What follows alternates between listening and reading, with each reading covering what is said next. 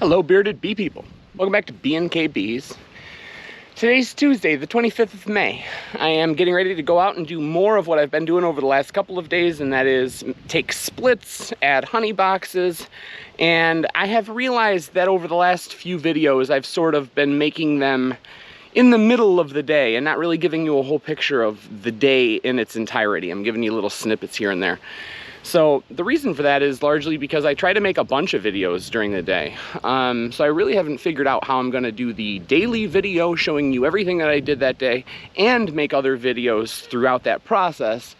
But either way, I think this day is going to be more of a full picture of the whole thing. So I have boxes in the trailer. I have boxes in the back of the truck. I have a very well organized stack of bottom boards, lids, and queen excluders, and there's a smoker getting ready to get used. I thought that I was out of queen excluders, which is going to be a big issue because of the fact that it's May 25th and the fact that I don't have any of my other equipment up here. There's a lot left in the lower peninsula. So I thought, oh man, I've got to get down there like in the next day or so and then back really quickly. I am going down there in the next day or so, but I don't have to get back really quickly because as I'm scanning my very, very disorganized stack of bee equipment, I see, and I saw it in the rearview mirror of the truck too. So I have some queen excluders. I am good for today, probably good for tomorrow. So that means let's get to it. Let's get to work. I'm gonna throw these in the truck and get on the road. I have a relatively short day bee-wise. I've got computer work later, but I have 16 hives that I've got to split and add honey boxes to. So let's get started.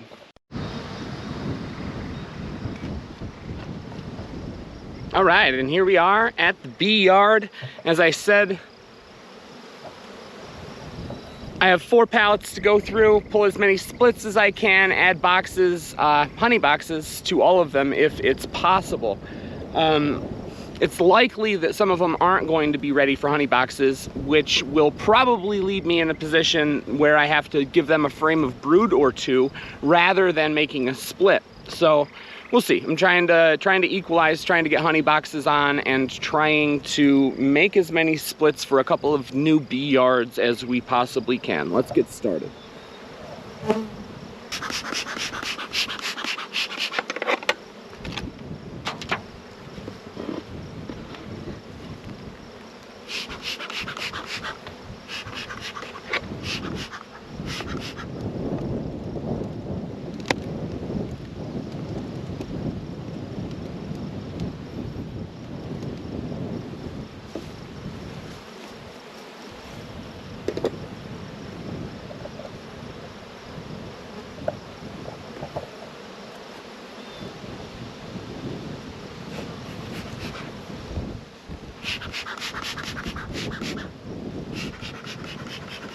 All right, so this one is a back rock colony from last week. They look pretty good.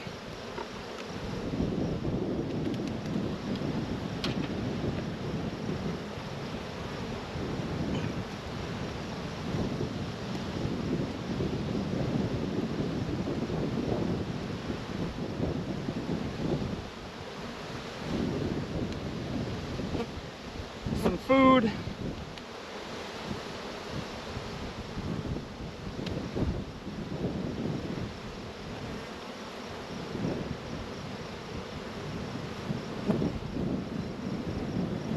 Bee bread, a little bit of nectar, more nectar on that side.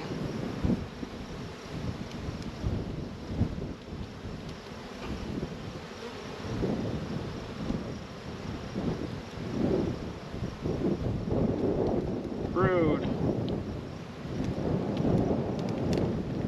Looks good. All right, I don't need to see more. That's about a perfect size for a queen excluder and a honey box.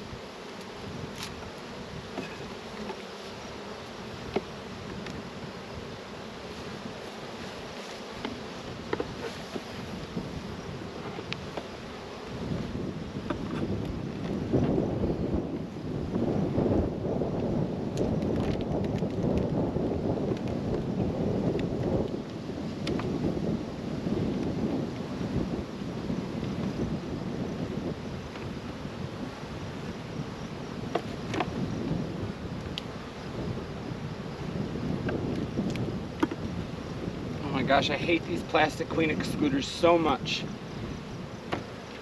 They bend and warp, and now I can't set my frames down correctly.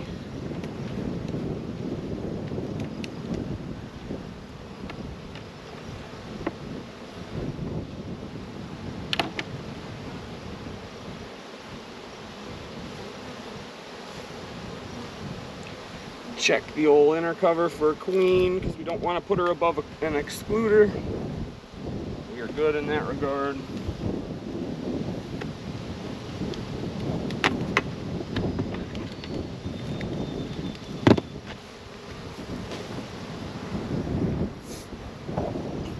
Okay, so I know that I said that I'm going to try to keep you guys in the loop for the whole day, but I don't have enough battery and I don't have enough SD card space to keep the GoPro running all day. So I'll just kind of pick up here and there as I go throughout the rest of these colonies and then do a catch-up sort of summary at the end.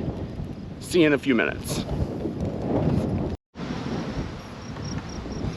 Okay, so I went through one hive that was a similar situation, had about 8 frames of brood, and the bees were covering most of the frames, about, you know, 9.5 frames, something like that. So I just added a honey box, didn't take anything from them.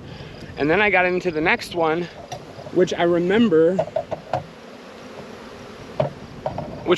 from last week, where we gave them a frame of brood because Katie thought that they were queenless. They are queenless, or they were. They have queen cells, and they're starting to run out. They're starting to deplete in population. So I have a front rock hive here that's definitely in need of splitting. So I'm gonna take a frame or two and give that to that failing colony right there, and then maybe we'll have a little bit extra to take for some splits. But either way, we'll boost that failing colony.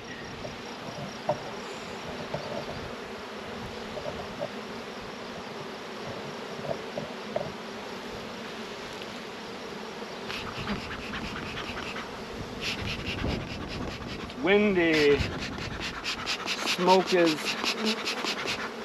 not quite as effective as I'd like it.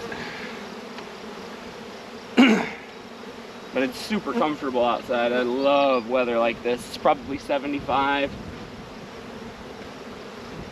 Partly cloudy, nice breeze.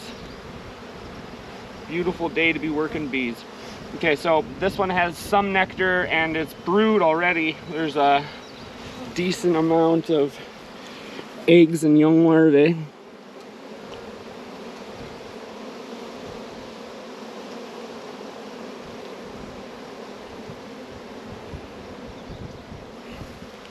Cool, cool. Even some eggs on the other side.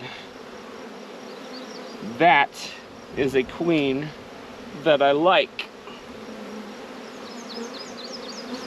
She says, "You got room over there? I'll fill it up. Let me at it."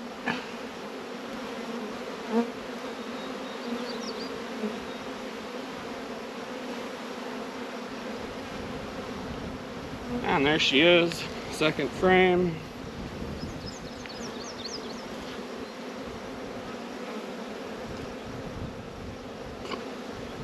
Beautiful.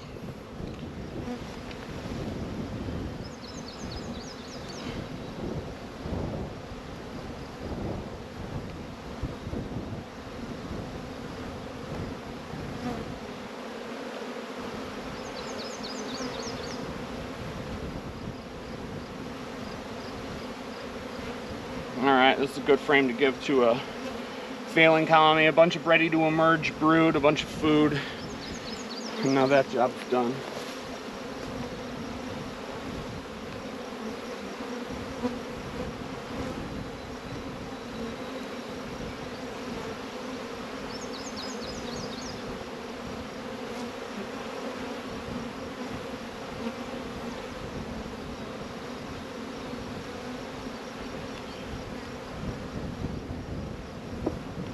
Oh wait, no need to just add that. I might as well add a honey box.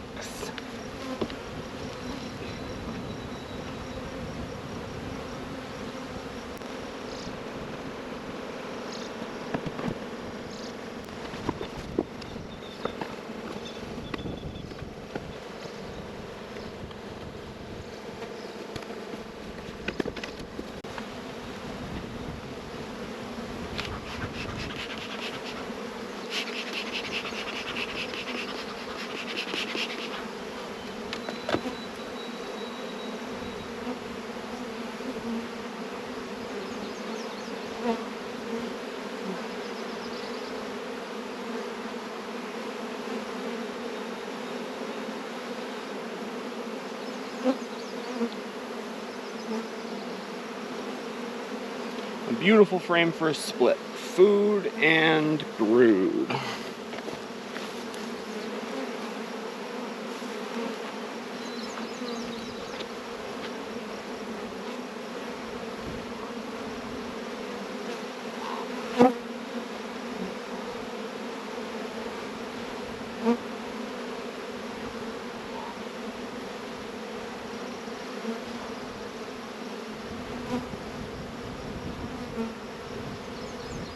Another beautiful split frame.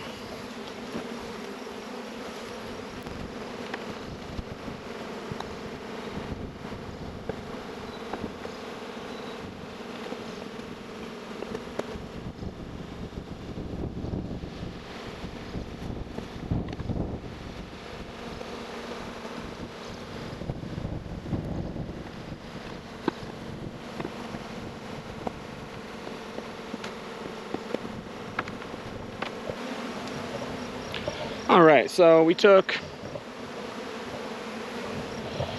2 frames for a split, 1 frame for a dud or a near dud heading toward a dud, and then we added the honey box. I'm gonna put a bee jacket on, not because these bees are getting angry at me, but because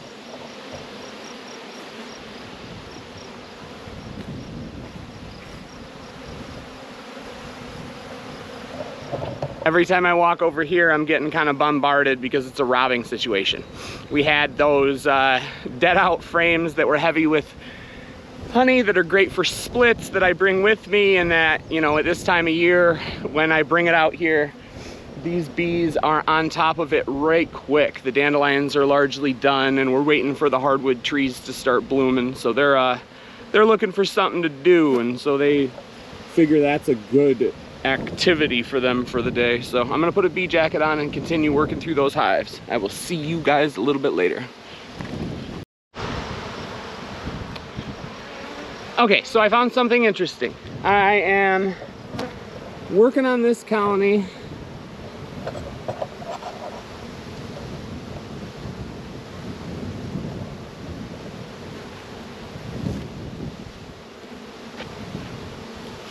And I pull this out, thinking, oh man, we've got a drone layer or a laying worker situation.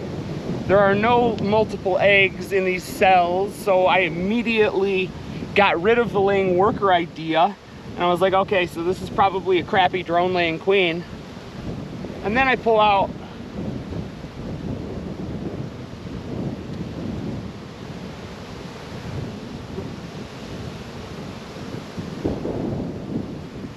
this beautiful frame.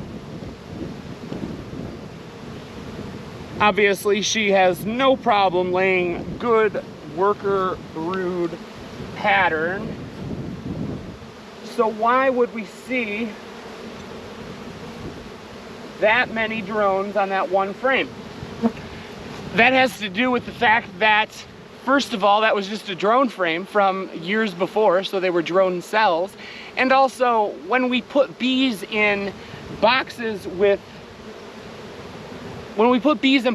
nothing but worker-sized cells, that goes against their natural instincts. Their natural instincts are to gift the local area with their own genetics in both swarms that contain a daughter queen and drones in the drone congregation areas to mate with other swarming queens. So when they have the opportunity, when they have some free comb area or some foundationless frames or a drone comb put in there, they're going to quickly draw out a crazy amount of drones to try to satisfy that urge to gift that local area with their genetics. So yeah, I mean, it was alarming at the start, but then I saw those next couple of frames and realized, oh, that must have just been a drone frame from years past. So I'll see you guys in a couple minutes. Okay, so I'm done with this portion of the day. It was a little less lucrative than I had expected it to be. I made 2 nukes and filled out 2 duds. So essentially I made 4 splits. Once again, sorry for the wind noise. But yeah, we're making progress. I have, let's see, 4, 8, 10, 14, 18, 21, 24. I have 27 honey boxes on out here. I have 32 on at another yard. So we're making progress. I have another honey yard to go that I'm not going to be able to do in the next couple of days. It'll be a little while before I can get out there. So yeah, that'll put me behind again, but I'm happy to have what I have done. So yeah, I'm done with this video. Thank you very much for watching. If you have any comments or questions, leave them in the comment section below. I'd be happy to chat with you.